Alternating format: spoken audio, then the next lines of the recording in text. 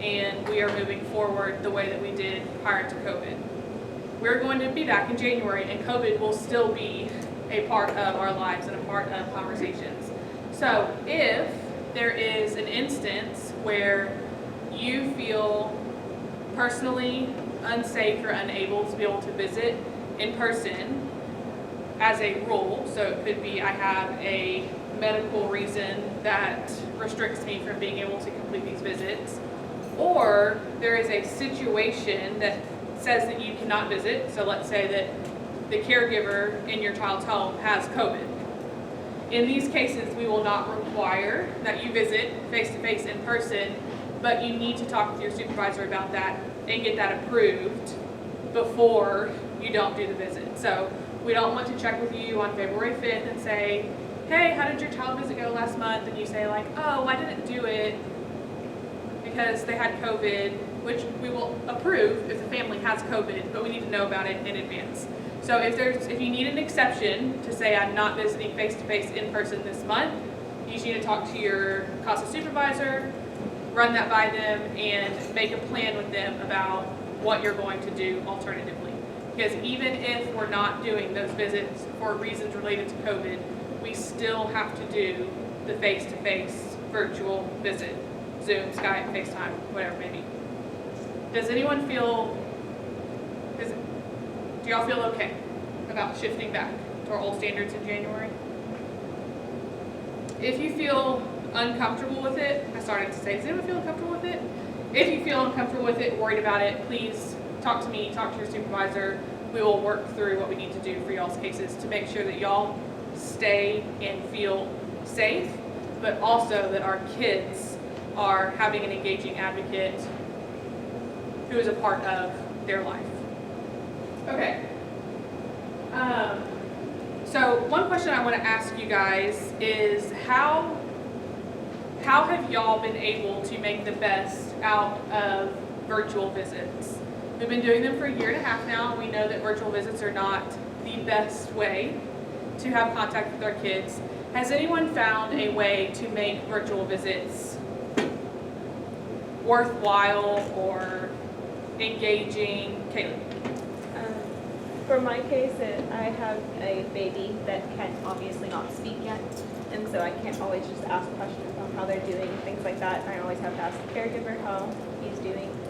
And I've only had to do one virtual visit with him because I was sick personally, and I wasn't allowed to leave my home because I had already gotten quarantined from my work. So it worked out well with that one, but particularly whenever the father has to do virtual visits and things like that, I found the caregiver found it helpful that the baby didn't get overstimulated by always looking at the screen. So she would just turn the camera to where he saw the camera lens, but she saw the father, and then for like the majority of the visit, and then whenever, the beginning or the end, she would have him engage with the father, just so that the baby didn't get overstimulated, because it was getting to that point where he could not function after a visit. So that's kind of helpful for a newborn at least. Cool. Thanks, Kaylee. Anybody else come up with anything cool for virtual visits? So I did a couple of things. Not really a couple of one thing, but sometimes whenever I would do a virtual visit with my little boy that was 7 years old, I would walk around our place and show him different, like some of the animals on our place, and just walk around outside and, show him where I lived and talk about me a little bit, just to make it a little better, because it's always awkward trying to talk to a child like that, and so. It's very difficult to talk to a child. It's kind of difficult to talk to adults. There would be a lot of times they would say, well, he's really tired, he may not last long or something, and he wouldn't, just for a few minutes if you can get them to engage, that's good. I just have a question for other admins. So, because my child is way, I'm going to say 8 hours probably away. And in the beginning, we couldn't do virtual visits because they were in the canyon and there was no reception. But we've moved a little bit into town now, we have better reception. So I know this is something that other people contend with, and I'm not really sure how to do it. She has an iPhone and I have an Android. They So don't, they don't speak. they don't speak. So, Facebook Messenger. Facebook Messenger for virtual. Okay, so Martha Carroll's question is, I have an iPhone, she has an Android, can't FaceTime, our phones don't talk. How do we stay in touch? So I hear lots of Facebook Messengers, Google Duo or. Google Duo. I tried that and I had trouble with it. Yeah, Facebook Messenger is probably the, You can do a Zoom app on your phone. Yeah. or Zoom. I use Google with Yeah, Zoom. I do Zoom too, and or Zoom. WhatsApp. I believe it or not.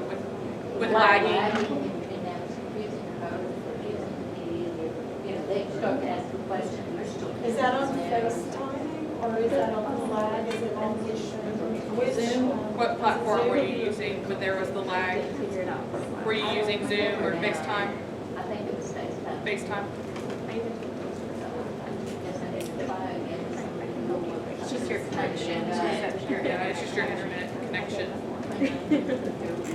Hurrying down and bouncing off the wall. It's very confusing. Do you have something to add, Brianna? I've also heard a rumor that they're about to make Android and FaceTime, or iPhones compatible with their FaceTiming. So, Will that I don't know when that'll happen. I think it's just I think it should be just an upgrade, Yeah, but who it's knows? actually already is because my sister has an iPhone and I have an Android, and she just sends me a link through her phone, and then we already just FaceTime. Perfect. Okay, good to know. There you go. So we will work as a staff to make sure we have all these resources to give to you to connect with your kiddos. I think, I really haven't had much experience with this, but I think like for certain kids, it can be really, if they have a lot of stuff going on, whether the TV's on or they're playing, like it can be really hard for them to focus on a visit. When I would speak to my CASA kid, he was a little bit older, like I think he's 13, but he would be in the car, I guess if they didn't have internet where he was living. So he was able to focus a little bit better in that environment since there wasn't anything else going on. Removing distractions Yeah. from the environment. In our last in-service, I know that we have a couple of advocates that, especially for our younger kids, are using the time to read books to their kids, sometimes live or sending a video of them reading a book so that the caregiver can use that video whenever, but it gives the child an opportunity to connect with the CASA even if they're not present in the room. So this is something that I think we're going to be working on kind of as a staff, is developing some of these ideas of how can we better engage when we're utilizing virtual visits, because we know that the reality of virtual visits is not behind us. We want to resume in person as much as we can, but we know we're still going to be using virtual in some contexts. And so that brings me to just the very last point that I want to mention about virtual visits is, so in January, we are shifting back to our old standards, face-to-face, in-person. However, we have learned a lot in the last year and a half about technology and capabilities, and I think we are all better versed in Facebook Messenger and Zoom and Skype and FaceTime and all of these ways to stay connected to people. And so I just encourage you to not dismiss these tools and put them behind you permanently, that while we may not be required to do virtual visits, it is still a good tool to have in our tool belt to increase the contact that we have with our kids. So especially for those of you that your kids are maybe an hour and a half, 2 hours away, that you know that the reality of you getting there more than once a month is slim to none, we can use these tools that our caregivers are now even familiar with to stay better connected with our kids in those gaps and to have relationships with them. Because if we can visit once a month in person, but have a 2-minute conversation with them every Wednesday night, that will just further give you further ability to connect with your child. So just because we're going back to the old way doesn't mean we have to go back to the old way. I encourage you to still use both, but we will be doing face-to-face, in-person, starting in January. Okay. Next topic, confidentiality. Okay, so first, I'm just going to say that we're talking about confidentiality not because someone here messed up, but because someone somewhere else really messed up and we don't want the same consequences that they had. So this is just a refresher course. We all know that confidentiality is like the holy grail of rules at CASA. That if you're going to break a rule, don't break the confidentiality rule and don't break the child safety rule, because we all get fired if we break confidentiality, all of us. So just a reminder, confidentiality, big rule number 1, keep it to yourself. Okay, so just a reminder, and I know these are all reminders for y'all, we are not the owners of the information that we receive. So we as CASAs or as guardian ad litems that are appointed by the court, we get access to a lot of information. We have access to educational records, medical records, legal records, everything ever about the child, their history, their abuse history, all of the things. So I think the easiest way to say it is just that we consider ourselves a sponge, that we take information in, but we should not be letting information out. And we need to be very protecting of the information that we have about our children and families. Okay, so just a quick list for y'all. CASAs shall not share. So shall not, this is Texas Family Code, we are not permitted to share the child's name, location, or placement information, the child's history of abuse and neglect, law enforcement records, school, medical, mental health, drug treatment records, or any other relevant information or record that we have obtained as a guardian ad litem.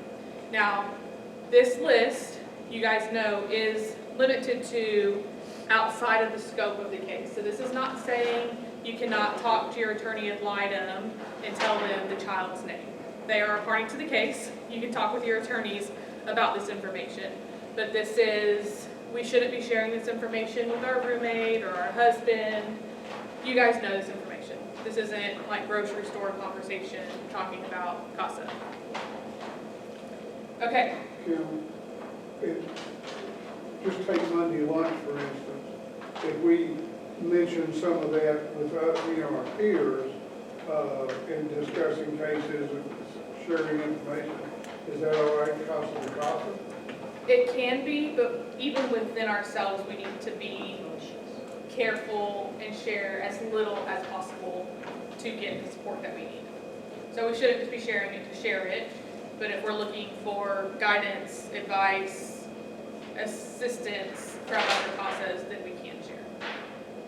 Okay, so a scenario for you guys. It says, my cousin called me last night and told me that her niece and nephew are in foster care. She said her CASA and her case is from Walker County. Okay, so she has general questions about what CASA does and how she can support the family. And she wants to know if you can tell her who her CASA advocate is so that she can connect with that advocate to support that child and family. Okay, raise your hand if you feel like this is all shareable information. Raise your hand if you're scared to raise your hand because you feel certain the answer is no. I'm not sure. This isn't for either one of those questions. But here's the scenario I would come back. That cousin that called, you could say, I know that CASA, but, this is a question, but I will give the CASA your information, and if they need to reach out to you, they can. Okay. Is that something you could do? Not giving any names, not giving any phone numbers, just letting that CASA know this is somebody else that knows this child. If you ever need another resource, this may be somebody you can use. Okay, I'm gonna answer that in just 1 second. Okay. I'm gonna hold on to the thought. So Tony suggests that we just talk to the CASA, we tell the cousin, I can't tell you this information, but then we turn around and call the CASA and say, hey Lauren, I got some intel on your case. Okay, so in this case, Brianna, But how would, aren't they asking if we know who the CASA Yeah, is? would you know that? uh-huh. We shouldn't. So Yeah. we wouldn't know. Like if someone came and asked me, Yeah, so they're not saying who the CASA is, they're coming to you and saying, will you look into this and tell me? hey who-" Brianna, my cousin's kid is in foster care, I know she's in Walker County, can you tell me who her CASA is? Can you go find out who her CASA is, because I want to talk to her. No. Okay, so the short answer of this is not shareable. So the first part is general questions about CASA. What does CASA do? What is your role as a CASA advocate? What does training look like for a CASA advocate? Those are answerable questions. You can share that information. At the point where she says, can you tell me who her CASA is? So if we tell her, oh yeah, I think that's Catherine's family, then we are confirming that we know that this child is in foster care and she is being served by someone in our program. So we don't even have the right to do that. So if you are in court and you know that this child is in foster care because their hearing is always on the same schedule as yours and you know all about this case because you're sitting in court, we still can't share anything. Now, to go back to what Tony said, we could potentially go to that CASA and say, hey Catherine, I got this phone call, there's a family member for your child that wants to be engaged with this child. You might want to get in touch with them. So again, where it gets tricky is now if Catherine calls that person, now she's confirming that this child is in foster care and she's her CASA. And so it's really something we have to kind of route very carefully through CPS to work with them to make those connections. We want to facilitate it. We don't want the family member to go away. They want to support the family. But we just have to be very, very careful about how we make that connection in a safe and healthy way. Wouldn't you just refer them to the CASA office? Let y'all be the meeting? Yeah, you can also refer them to the CASA office and we will do that. Okay, next one. You schedule an appointment to meet with your CASA child's 3rd grade teacher. In your email to set the appointment, you stated, I am the CASA assigned to John Jacobs. Okay, raise your hand if you feel like there's anything wrong with this statement. No name. Goes back. I know y'all are all questioning each other. Goes back to, you've got to give them your appointment anyway. Yes. Okay, so But this. you may not get, before you give it to the teacher, before I would give it to the teacher, I would give it to a counselor. Yeah, And I would whoever it call, is. But So this is shareable. You have to tell the teacher the child you're working with, because you're not just going to go tell the teacher, well, just tell me about all your kids, because one of them Can't tell you which one. Okay, so you can share to this point. So in your appointment, your teacher asked the question, so how long has he been in foster care? Can you share this piece of information? No. Kaylee? I was just gonna say, like, in the appointment letter, like, I usually, like, black out the details of the case and just have, like, the name and birthday or whatever, like, for the stuff like that. Is that? The name and signature. So what is on your appointment is acceptable to get you into the school. Okay. So like you're not breaking confidentiality by showing your letter of appointment to get into the school. But often it is the counselor or principal or front desk person that is granting you the access. So the teacher hasn't even seen your letter of appointment. So even if it's in your letter of appointment, that doesn't mean that it's shareable beyond where it has to be shared to get access, if that makes sense. Okay, so if the teacher asks, can you tell me how long he's been in foster care? How long he's been in the home he's in right now? That is not shareable information. So your response to the teacher is, I wish I could tell you that, but my confidentiality restrictions don't allow me to share any information about the case. We are sponges. We're here to take information in, not to give it out. Okay, so the teacher expresses that the child always seems to be in a bad mood on the days after he sees his mom. She knows this because the child is telling her, saw my mom yesterday. She asks if she can have access to the visitation schedule so that she can be prepared to best support the child. Shareable? No. Okay, so we're not giving any information. You can ask all the questions that you want, and sometimes we have to carefully word our questions to not give information. And there is kind of an art to how do you ask questions about how the child's managing his ADHD in the classroom without revealing to the teacher that the child has ADHD, if she may or may not know.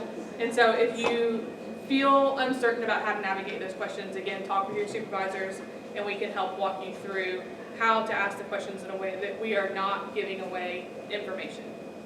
I don't want you to panic because this does start to feel touchy, like, oh man, I feel like everything I'm saying, I'm questioning it all now.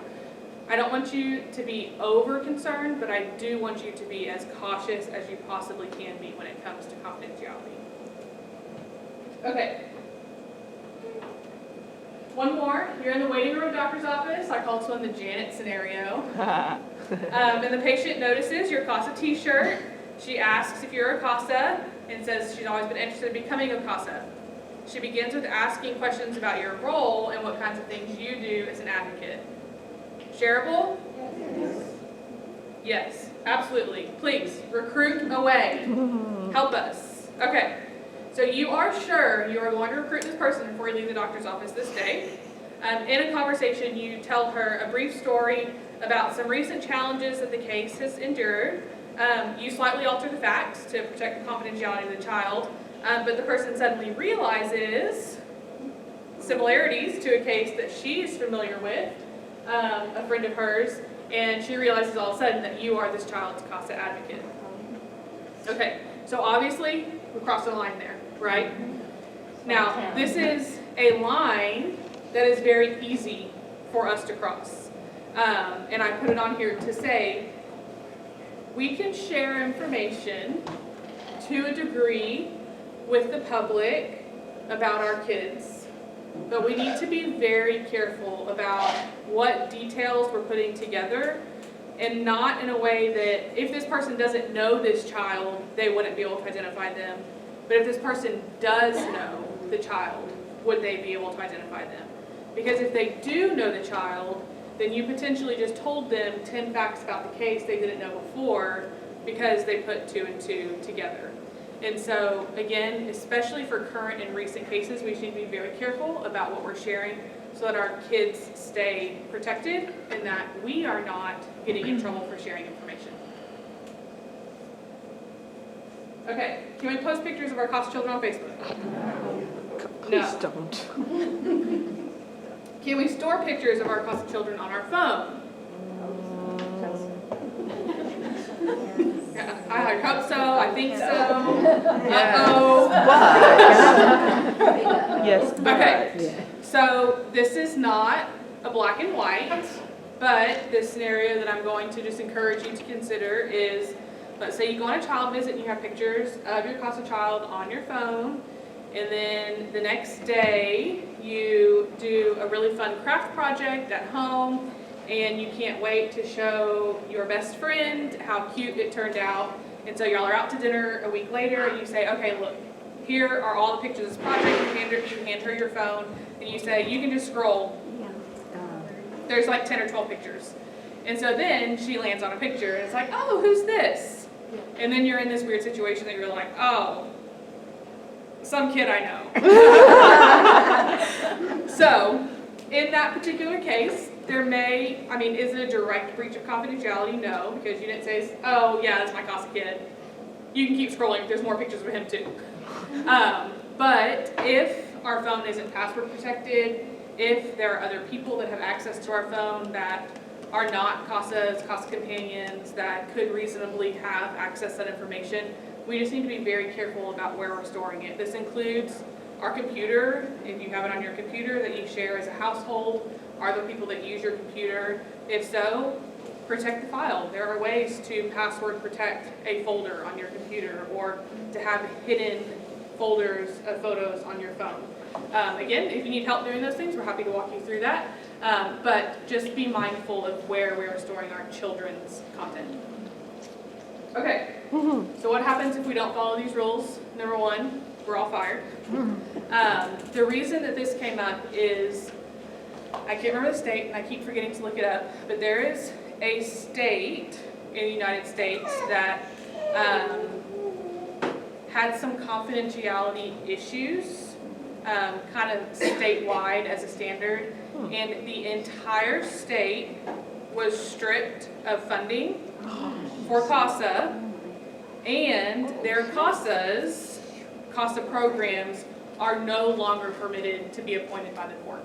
So they just completely knocked them out to say, you can be a nonprofit, but you don't have any standing in the courtroom to be involved in these cases. The whole state got wiped out. So this is the reason we're bringing it up, that we do not want to be the state that gets completely wiped out, and with concerns in the legislature, we want to be careful, okay? Which we're going to talk about. Okay. So this hasn't been one, this is actually more than one. Yes, it was not just one instance. Certainly, one mistake is not going to shut down the whole state of Texas, but we want to make sure that we are being very, very diligent about our information. Okay, so the last thing I'm going to talk about really briefly is some CASA concerns that are being presented statewide, and we've had some conversations with about these at the board level, and we're having conversations within our board and strategic plan about how we're addressing these in our local community. The first one is cultural competency is a huge issue that faces CASA. CASA has a reputation of being an organization of white women. Look around the room. Here. Oh. While not everyone in this room is a white woman, there's a lot of us in the room.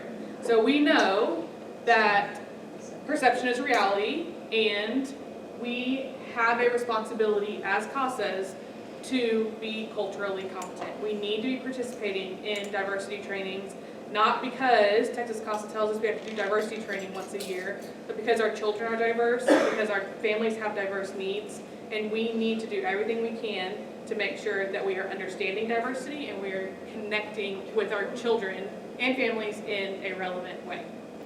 Okay, another one, which I mentioned before, is what case outcomes are we here for? And so this goes back to, are we here to support parental reunification? Are we here to get children back with their families, or are we trying to strip families of their rights and adopt children? I know no one in this room is here because we don't want to send kids back home with their parents. This is a public perception of CASA, though, and something that we're going to be addressing in some of our messaging for CASA about our desire to support family reunification for our kids. This next one is a criticism that has come from stakeholders, especially from our attorneys, not our attorneys, but Texas attorneys, is CASA coming from a better home approach or a safe home approach? And so in this case, I'm talking about, let's say we have a child who is placed with a foster family, and in this foster family, we have a 12-year-old boy who participates in the youth football league and is doing baseball and is in drama after school, and he's doing all kinds of extracurriculars. He's very involved in his church, or the family's church, and so we're looking at the child's birth parents saying, well, they could take him back, but he's not going to be able to do anything like what he's doing in this home now. He's not going to be able to do football or soccer or baseball, or he's not going to be going to church on the weekends. He's going to lose all of that if we put him back with his parents. That's not our business. We need to be assessing is it safe for the child to go home? Best interest does come into play, and that's where people get a little fuzzy and say, but it's in the child's best interest to have normalcy activities and extracurriculars. And yes, that is true. But first, is it safe for that child to return home? And if the answer to that is yes, we need to think very carefully about continuing those thoughts about comparing which home seems like a better fit for the child. Okay. I think that's it on me. Janet, it's all yours. Everyone give Kim a hand. Okay, so just get our juices flowing a little bit again. If I were to ask you, when I send out a monthly training newsletter, what date does it generally come out? I heard an answer back here. I heard it over here too. Around the 15th, yes, around the middle. Good job, okay? Chris. How many of you didn't know there was a training newsletter that goes out monthly? You don't have to raise your hand. If you did not know that, please know that I do send out a monthly training newsletter. You might check your junk or spam because I do send it out from SurveyMonkey, so sometimes that's where they end up. In those training newsletters, there are opportunities for you to read a book, watch a webinar, maybe watch a movie that's on Netflix. I try to put a variation of so many of the different ways to get training so that you're not confined to just one or two things. Where'd Angela go? Okay, so, yes, sir. What email address do you send that to? I send it to your CASA email address. So if you're not sure what your CASA email address is, talk to your supervisor. You can also roll your CASA email over to an email that you check more often. So if you need help with doing that, check with your supervisor. So how many, if you started in January, how many CEUs or in-service hours must you get if you are a CASA advocate per year? 12. Very good. Okay. How many if you are a CASA companion? 6. Very good. Now, one of the things is with our training logs, sometimes people will read a book or watch a movie or things like that, but they won't do a training log on it because I used to be an English teacher, okay? I am no longer an English teacher, okay? So you do not have to worry about putting training logs in, and plus, they don't usually come to me right now anyway. However, we are working on making a fillable PDF where after you spend an hour researching, I was talking to Angela earlier tonight, and she said that she went and spent an hour